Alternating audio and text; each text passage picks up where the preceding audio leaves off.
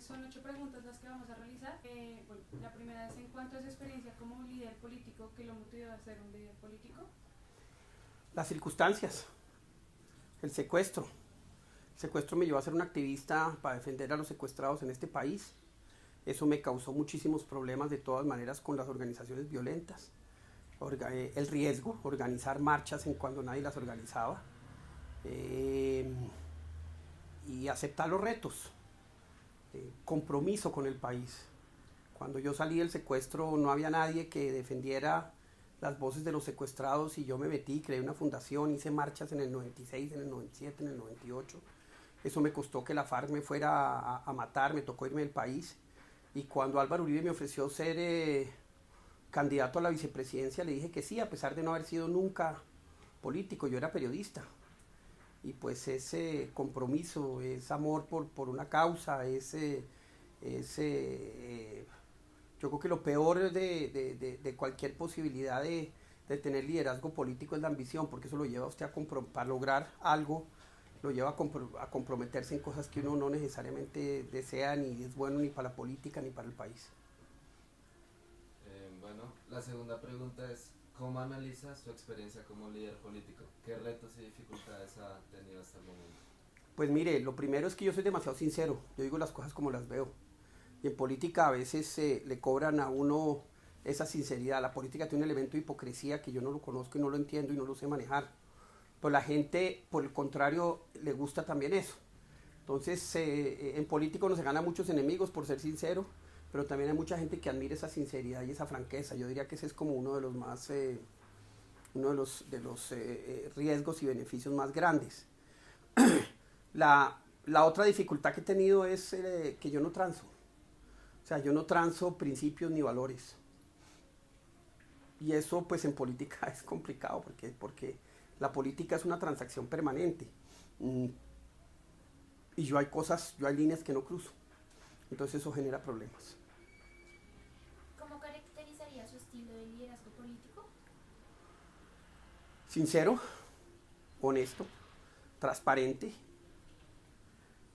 espontáneo, comprometido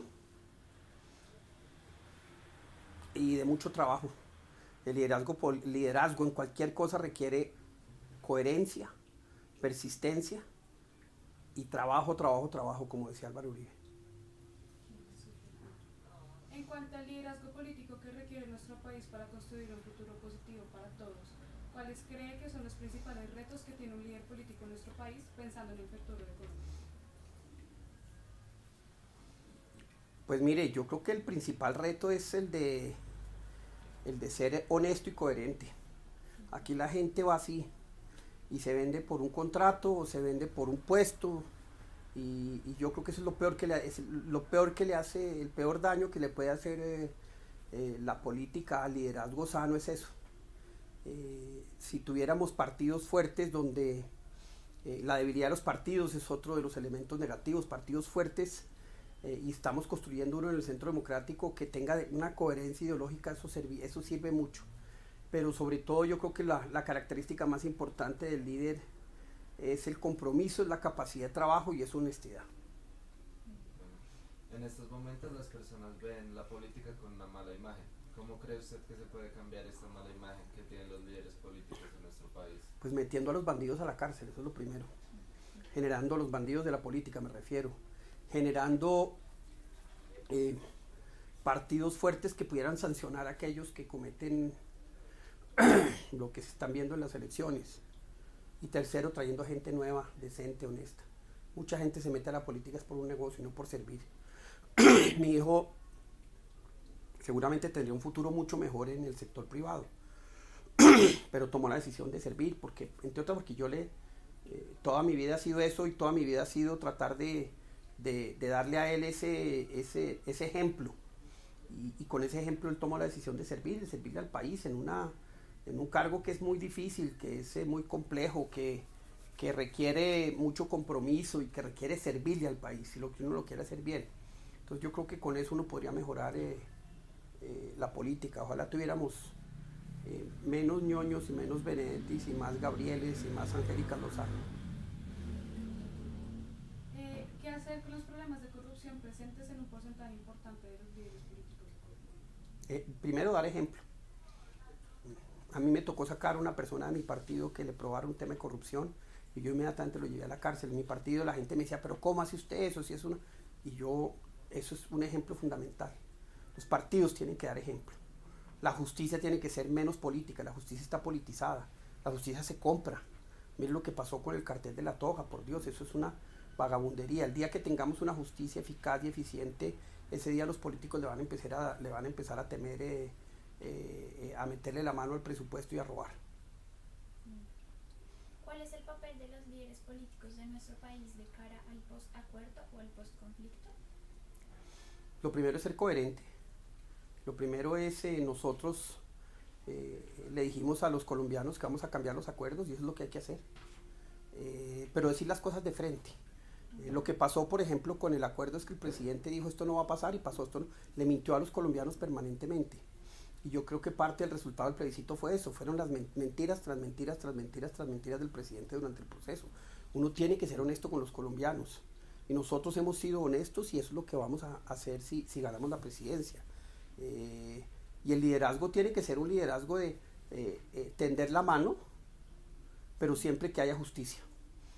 O sea, el tema de la justicia es importantísimo. En el Congreso van a llegar 10 personas que cometieron toda clase de delitos de lesa humanidad. Violaciones, abortos forzados, asesinatos, desplazamientos, desapariciones, toda clase de atrocidades y no han pasado por la justicia. Y eso es un pésimo ejemplo para los colombianos.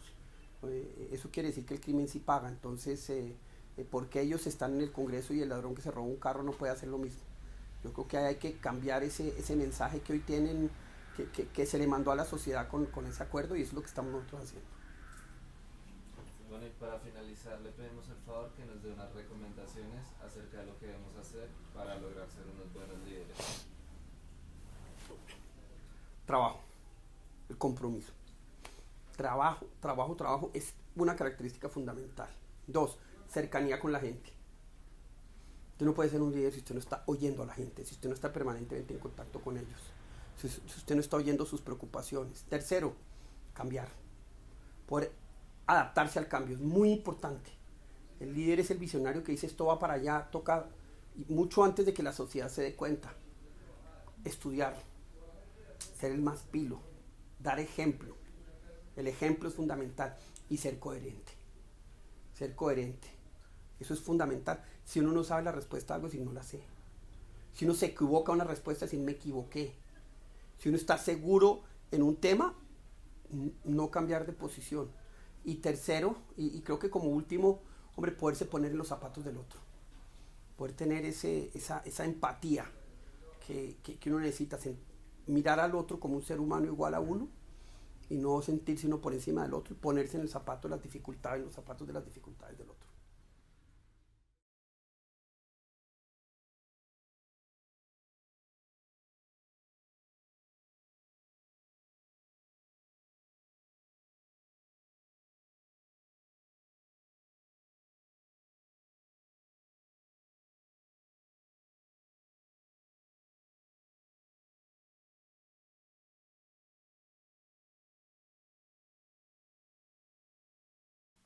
El doctor Francisco Santos es un personaje muy sencillo cuando lo conocí en mi época, en el tiempo, muy dinámico, de una calidad muy humana, muy entusiasta. Y dentro de sus competencias sería su nivel académico, estudió en los mejores colegios y su universidad, me acuerdo, está en la Harvard, estuvo en el exterior y regresando de estudiar periodismo y literatura, ingresa al periódico Casa Editorial de Tiempo a trabajar en redacción como jefe de dirección de periódico y adicional a eso, él se vuelve muy activo con todo el tema periodístico y una de las incomodidades que él pasó fue un secuestro que vivió en el año 2002. Eso lo llevó a tener una sensibilidad hacia los seres, hacia la comunidad. Él venía de de esta dificultad y tiene que evadir, irse al exterior por el año, en esa época viaja al exterior, a España, ingresa al periódico El País. En ese periódico trabaja durante un promedio de unos 2 años dirigiendo la redacción, y allí le dan un premio Nobel a las Naciones Unidas por su liderazgo en la comunidad.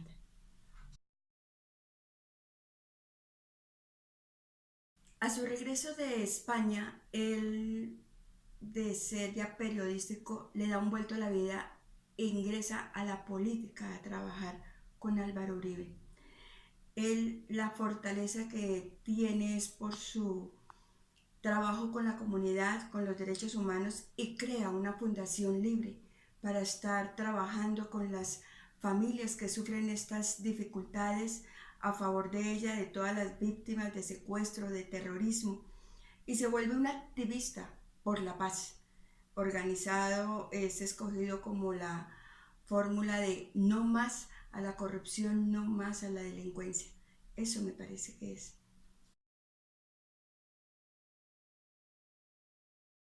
Uno de los logros es que, como él viene trabajando sobre la paz, viene trabajando sobre los derechos humanos, le es dedicado trabajar con la comunidad, con los jóvenes, sin olvidar con su trabajo y todos los temas de vicepresidente de la República. Durante 8 años trabajó los temas de la población, de su medio ambiente, de los negocios, todo lo que había para poder salir de estas dificultades, el problema de los jóvenes que tenían, y se asienta más los derechos internacionales del humanismo y para trabajar más con la comunidad.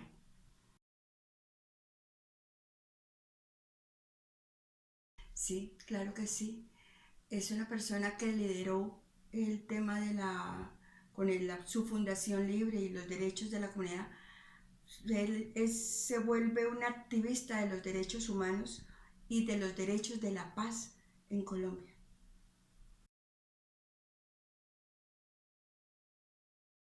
Pachito Santos hace parte de una de las familias más representativas del país. Es una persona muy humana, alegre y estudiosa. Cursó sus estudios en el Colegio San Carlos, bachillerato y primaria y bachillerato. Posteriormente viajó a Estados Unidos a estudiar periodismo y literatura en las universidades de Texas, Kansas y Harvard. A su regreso al país, trabajó en Casa Editorial Tiempo, en los cargos de periodista, reportero, subdirector de redacción y jefe de redacción. Además, como catedrático de periodismo y relaciones internacionales en las universidades Javeriana, Central y Jorge Tadeo Lozano.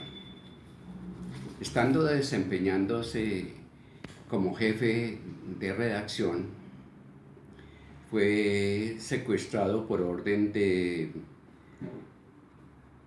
Pablo Escobar Gaviria y estuvo en cautiverio o secuestrado entre 8 y 9 meses. Posteriormente fue obligado a salir del país por amenazas de las FARC y el ELN. Estas circunstancias lo obligaron en el año 2000 a radicarse en España, donde trabajó como asistente de la redacción del diario El País. De este mismo diario recibió la mención de honor por sus servicios a la democracia y al periodismo libre.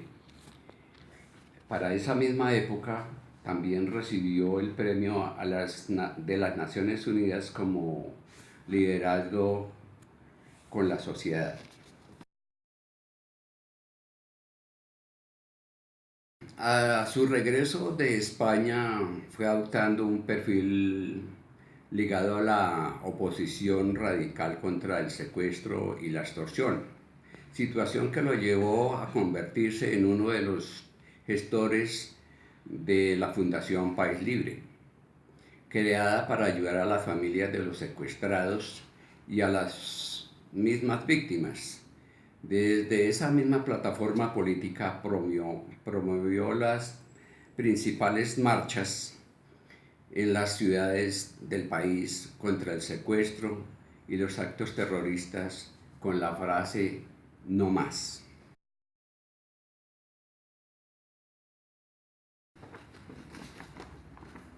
Bueno, como vicepresidente, pues diría que sobresalió.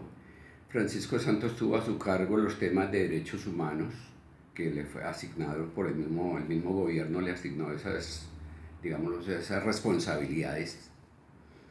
La lucha contra el secuestro, contra la corrupción. También lideró los programas de bienestar de la juventud y la lucha contra las minas antipersonales.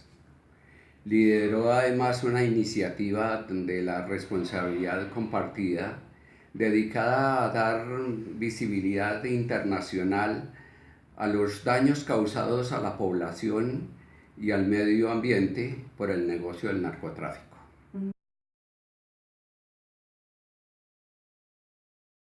Sí, Pachito fue una persona que desarrolló diversas políticas orientadas a la protección de los derechos humanos, sin desatender su causa principal de apoyo a las víctimas del secuestro, así como el rechazo a la violencia de las minas antipersonales desde la Fundación País Libre, que aún sigue presidiendo. Buenas noches, mi nombre es Gloria Espinosa.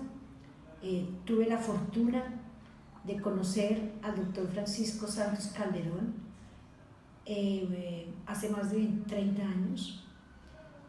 Fui compañera de trabajo en la Casa Editorial El Tiempo durante 20 años y tuve la oportunidad y la fortuna de viajar también a hacer un proyecto de visión futurista, un benchmarking a nivel mundial.